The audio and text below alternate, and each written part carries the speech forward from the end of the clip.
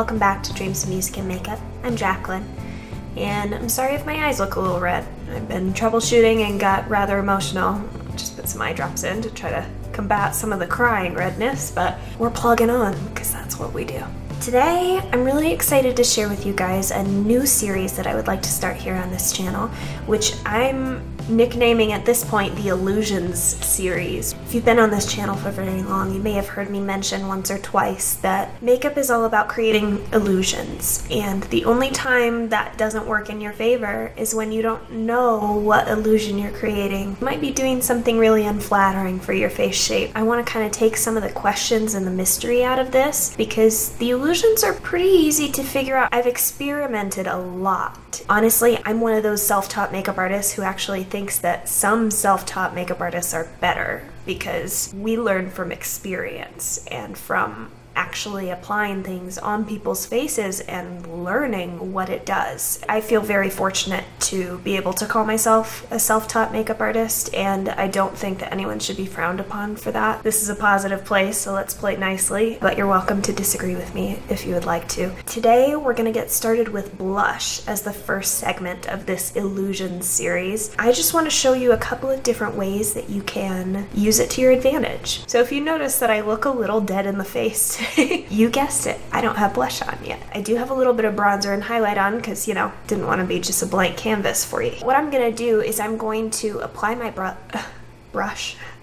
Oh, anyway, I'm intending to apply them a little bit differently on either side so that you guys can get an idea what I mean by those illusions. There's a bunch of different ways that you can do this. If you've watched some YouTube videos on blush, you may be familiar with some terminology like in the 80s, draping was a big trend with blush, which is where you do a darker blush and then kind of pop a lighter one right here. So it's kind of a sculpting, but they call it draping. You can sculpt with blush. You can kind of raise your cheeks with blush. You can make your cheeks look rounder. You can do all kinds of different things. That's true of everything you put on your face. You can create illusions with every single thing, but if you're careless or uninformed or misinformed, or maybe you're just lazy that day, maybe your arm hurts. I know how much that can affect you, and at some points I was honestly applying my entire face of makeup with my non-dominant arm because it was easier. So I know that sometimes it's just physicality of the thing that makes it difficult, but I want to go through everything and give you guys all the tools that you can use to better your makeup game and to flatter yourself a little bit more, because we all have different face shapes, we all have different needs, we all have different desires. Like me, I don't have very prominent cheekbones, but I really wish I did. So almost everything I do is to emphasize that when it comes to my face makeup. You might feel differently. You might feel like, well, I really want to sculpt my face, or I really want to lift my cheekbones because they're kind of low, or my face is kind of gaunt and I really want to add a little bit of fullness to my cheeks. You can do that. You can do that, and I'm going to show you how. Draping, we're not really going to do in this video. We can do that in another video if that interests you. There are a lot of videos on that here on YouTube. My favorite one is by Wayne Goss. I'll try to link that down below if I remember when I post this. Well, I only have 2 cheekbones, so we're going to do 2 today. I'm going to show you how you can kind of sculpt with blush, and then how you can lift with your blush. For this demonstration today, the blush I'm going to be using is Tarte Blush in the shade Exposed. Cult classic fave here. It's a pretty mauve-y blush. It's also very matte in finish. It's like one of those blushes that doesn't really look like anything when you swatch it, and those are my favorite kinds. Again, being someone who has a lot of redness in my skin, I don't like to wear super bright blushes, but you can see on my hand there, that's where that blush is. It makes it easy to kind of sculpt with. So I'm loading up my brush. This is an angled, I think it's called their angled contour brush by Wet n Wild. This is $3 at the drugstore, or if you find it at Dollar Tree, it's $1. Now I want to explain to you exactly what I'm doing as I do it. Keep in mind the same tip that I told you as far as eyeshadow. Wherever you place your brush first, the most pigment is going to be there. The same is true with any other brush you put on your face. Keep in mind where you want the most color to be deposited. For the sculpting technique, the most color, smile to demonstrate for you, you see this rounded part of my cheek here? For the sculpting portion, all you want to do is stick to the lower half or the lower 2/3 of that roundness. So it's going to stay under this right here. So the lower half or the lower 2/3. So think about where the middle of that is. We're staying below that. So it's literally going to look like the shadow of your cheekbone. So it's kind of like half of the draping method, if that makes sense. Another important tip is you don't want to bring your blush too far close to your nose, because then you just look ill. It looks like when you have a cold and it's just red around here. You don't want that. Where I tend to stop, I have this nice beauty mark right here, so that kind of tells me where to stop. But the main key for applying blush, what you want to stay away from, is when you're looking straight forward, you don't want any blush to come further in than your pupil. So for some people, it may make more sense to do the outside of your iris. For me, that makes more sense. So I would stop right about right here. That's the rule of thumb I kind of stick to. What we're gonna do is smile, or just gently. It can be no teeth. Smile, just think happy thoughts. And we're gonna stay on this lower half to lower 2/3. We're gonna do it on this side. So the place where I want the most blush is right on that lower half of the fullest part of my cheek, and sweep it back.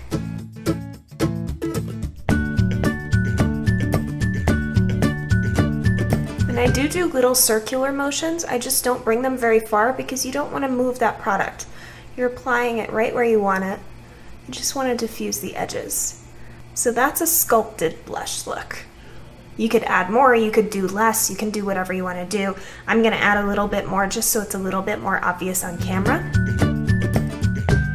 See, smile, and it's just on that lower half.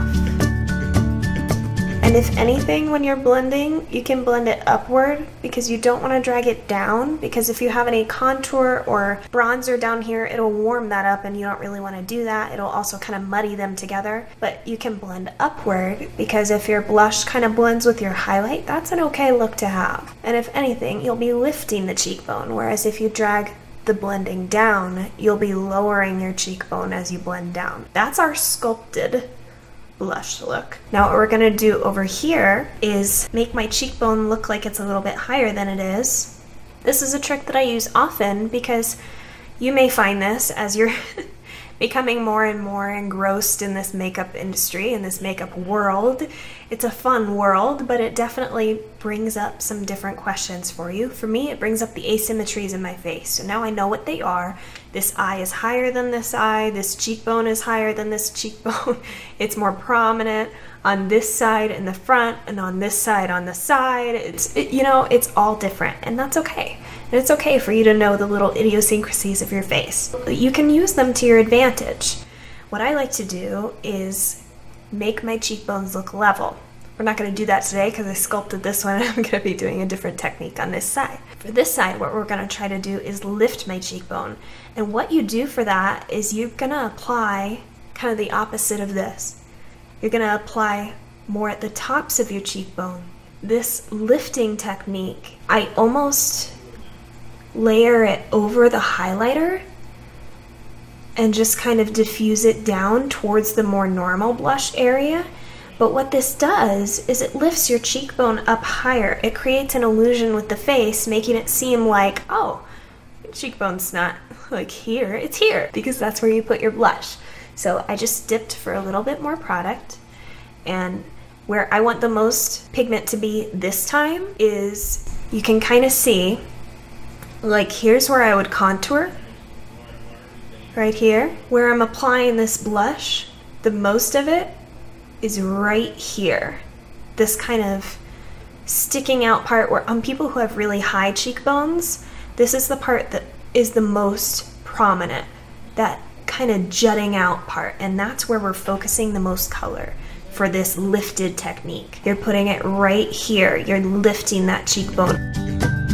And this gives a very youthful appearance. So if you're someone who always gets told you have a baby face, maybe go with this technique as opposed to this technique. But it depends on what your face shape is and why they're telling you that. Use your own discretion. You're smart. I'm gonna do just a little bit more so you guys can see. These two are kind of opposites. So you can kind of see I blush way up here, and then I blush kind of under this cheekbone. Pull my hair out of the way. We can compare a little bit.